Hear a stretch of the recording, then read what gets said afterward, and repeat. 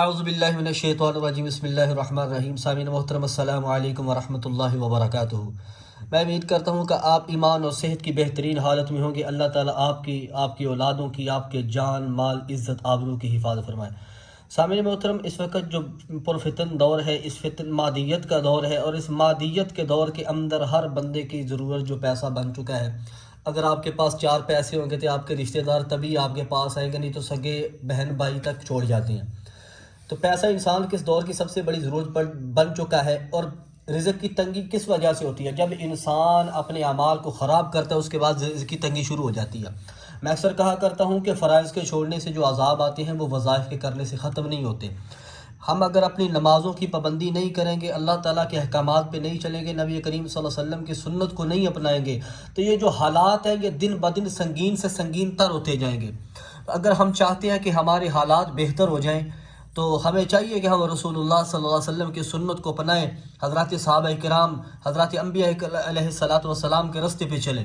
آپ کے لیے میں آج ایک وظیفہ لے کے سورہ کوثر کا یہ عمل ہے، یہ آپ نے کیسے کرنا ہے انشاءاللہ میں ویڈیو کے انشاءاللہ آپ کو بتاتا ہوں آگے چل کے۔ تو میں کہا کرتا ہوں کہ بھائیو، جب تک ہماری نمازیں پوری نہیں ہوگی کوئی بھی وظیفہ اثر نہیں کرے گا۔ اور وظیفہ کب اثر کرتا ہے؟ جب تک ہمارا یقین کامل نہیں ہوگا، ہمارا یقین کامل نہیں ہوگا جس چیز کے اوپر، تب تک کوئی بھی وظیفہ اثر نہیں کرے گا۔ وظیفے کا طریقہ انشاءاللہ میں آپ کو بتانے لگا ہوں، آپ نے کیسے کرنا ہے انشاءاللہ۔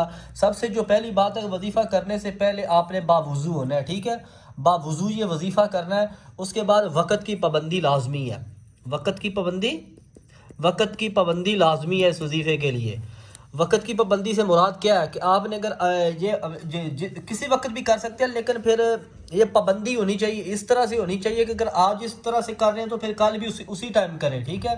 اس کے بعد یہ وظیفہ کرنے کے لیے آپ نے اول آخر درود شریف لازمی پڑھنا ہے، ٹھیک ہے؟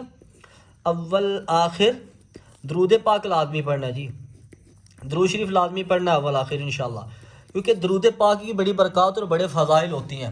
جس عمل میں اللہ درود پاک ہم شامل فرماتے ہیں اس عمل کی بڑی برکات ہوتی ہیں، ٹھیک ہے؟ درود شریف آپ نے اول آخر لازمی پڑھنا ہے۔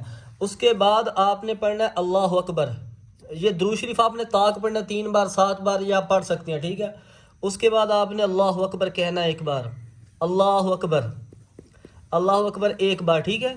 اس کے بعد آپ نے بسم اللہ 21 بار اور سورہ الکوثر کی پہلی آیات انا اعطیناک الکوثر یہ 21 بار پڑھنی ہے۔ کیسے؟ بسم اللہ پہلے 21 بار، بسم اللہ 21 بار، پوری بسم اللہ الرحمن الرحیم انا اعطیناک الکوثر 1 بار ہو گیا، پھر بسم اللہ الرحمن الرحیم انا اعطیناک الکوثر 2 بار ہو گیا۔ ایسے آپ نے سورہ کوثر کی پہلی آیات اور بمائے بسم اللہ یہ 21 بار آپ نے پڑھنی ہے۔ جب 21 بار ہو جائے تو پھر آپ نے ایسا کرنا ہے کہ پوری سورہ کوثر پوری کر لینی ہے، انا اعطیناک الکوثر فصلی لربک وانحر ان شانئک هو الابتر۔ اس کے بعد پھر آپ نے درود شریف پڑھنا ہے، ٹھیک ہے جی؟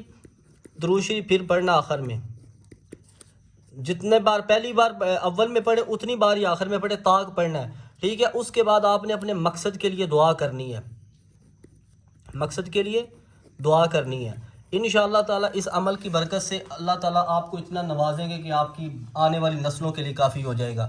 تو بس آخر میں آپ سے اتنی سی گزارش ہے کہ چینل پہ نئے ہیں تو سبسکرائب کر دیں اور بیل آئیکن کو ضرور دبائیں تاکہ ہر آنے والی ایسی ویڈیو آپ تک پہنچ سکے۔